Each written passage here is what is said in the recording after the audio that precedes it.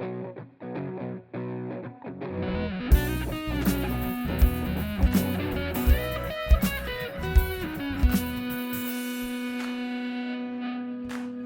5:45 p.m., which means it's time for BCTV's Nightly News Roundup.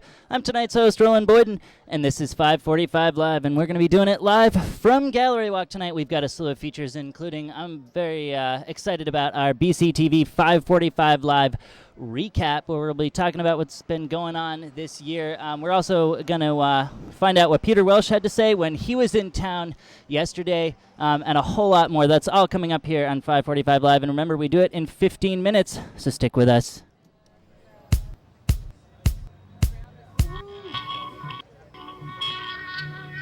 Three, two, one. We know a lot of you out there are dealing with the aftermath of Hurricane Irene and have a lot of work to do in order to recover from the storm. And so we're bringing in Kevin O'Connor from This Old House, who has a lot of great advice. And one of the things we're talking about is mold.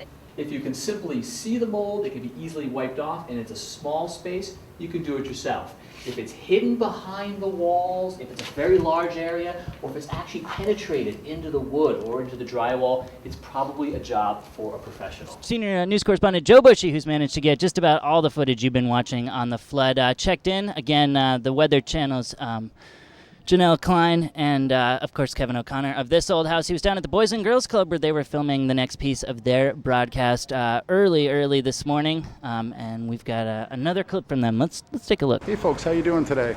Good. Good to be here. Good. What brings you to this area? The floods, the storm. Unfortunately, it's a good backdrop to tell our story. What happens when you get a lot of water into your building? And the Boys and Girls Club got a lot of water. Well, we wanted to come to Brattleboro and, as you said, try to help residents with the cleanup and what to do after the storm. I think we hear a lot about the storm itself, but then we don't hear a lot about what happens after that. And our goal was to try to help people. And so we happened to meet the folks with the Boys and Girls Club, and they were just so gracious to let us come in. And they have this great building and a lot of work to do, so it was a perfect place for us to give that advice out. Kevin O'Connor and Janelle Klein of the Weather Channel down at the Boys and Girls Club for edition of This Old House, getting the information out about how to deal with flood damage and specifically mold. And welcome back. We got plenty of headlines, and I've got Daryl Pillsbury. He's got a raffle drawing for us. He'll do that live in a moment. But first, we need to reiterate and get the word out. Marble Arvidsson, BUHS student, local teen, still missing since Saturday. If anybody has any information, please call. And we'll get the number on the screen here for you. Call his family's first mentor, Julie, 802-258-1390. Of course, the Brattleboro Police, 257-7946 as well. He was last seen Saturday afternoon around 2. He took what family members think was a short hike in the woods behind his house, did not return. We were crossing our fingers for him. I got the opportunity to work with him up at Brattleboro Union High School as part of the BUHS TV news team. So on top of the photographs, we've got some footage as well. Let's take a look. The BUHS Music Department is proud to present their annual cabaret show on April 29th at 7 p.m. All proceeds from this charitable event will go to the American Red Cross Association for the victims of natural disasters in Japan. Tickets are only $5 at the door and $3 if you bring a dessert to share. Hey Marble, do you like pizza? Of course I do, pizza. Silly. Do you like waving things in the air like you just don't care? Yeah. All right, and welcome back. I've got Daryl Pillsbury with me.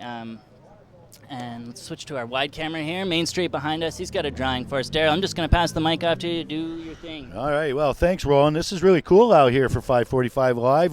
We welcome all our viewers. Listen, we're going to take a winning ticket here. This is for the Heat Fund did a raffle this year, and we want to thank everybody who participated. The first ticket we pull out is going to get 30 meals, 1 meal per week for 30 weeks. Here you go, Roland, pick one out of there, and let's say, it's up to you, baby, and let's see who was the winner. This is for 30 meals on here at the marina. And thanks, everybody, and we'll have some pulse things. Who do we got? We got, Carlene Pelsu. And you're going to be eating at the marina for 1 meal a week for 30 weeks. Thank you, Dennis, and all the marina crew down there. Thank you, Roland, for doing the 5:45 Live. I think this is really cool. And, folks, you got to stay tuned. And big game tonight. The Colonels are playing against Essex. We host them. So, again, that's Carolyn Pelsu. We'll be giving you a call. I need 2 more tickets, though. I need one. This is going to be for the This is for a massage from Eve Baker, and this is Don McLean from Guilford. And then we got a $25 gift certificate to Vermont Artisan Design, and this one goes to Andrew and Jules. He works at Artisan Designs. Thank you, everybody, and back to you, Roland. All right, thanks, Daryl. And a reminder that Daryl and Joe, my tireless crew getting a lot of the 545 Live news stuff out here, are also going to be doing a Pulse of Brattleboro from this here gallery walk, which films afterwards. You can check local listings for BCTV Channel 8 to see when that comes up, and catch last month's gallery walk, Pulse of Brattleboro, all at brattleboro.tv.org. We update the schedules to the minute. Next, it's been a rough year for Brattleboro. We here at 545 Live have been scrambling at the studio to get a little 545 Live recap.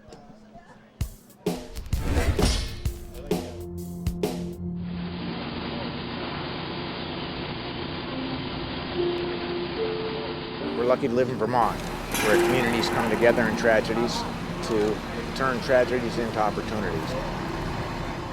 That's footage of Frank Carballo and Joshua Macondo Lopez at their respective arraignments, the men accused of shooting area resident Melissa Barrett earlier this month. The Brattleboro Police Department, along with the Vermont State Police, are currently investigating the shooting death of a 59-year-old male. At 0816 hours, units from the Brattleboro Fire Department, Rescue Incorporated, the Brattleboro Police Department responded to the Brattleboro Food Co-op for a report of a non-responsive male. Last night, local residents held a vigil for Michael Martin on the Whetstone Brook. Among the many impassioned speakers was Governor Peter Shumlin. We can come together and enjoy each other in the spirit of what defines us as Vermonters. This morning at about 9:50 in the morning, a lone white male subject entered the TD Bank on Main Street in Brattleboro. At that point, he committed a robbery. Brattleboro police did respond to the scene, but the suspect was not apprehended, so we're going to show you a photo of what he looks like off of bank security.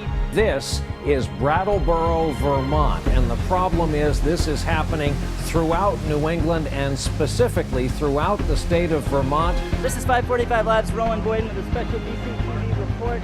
I'm on Flat Street here, and as you can see, the street, as you can see behind me here, the street is completely flooded.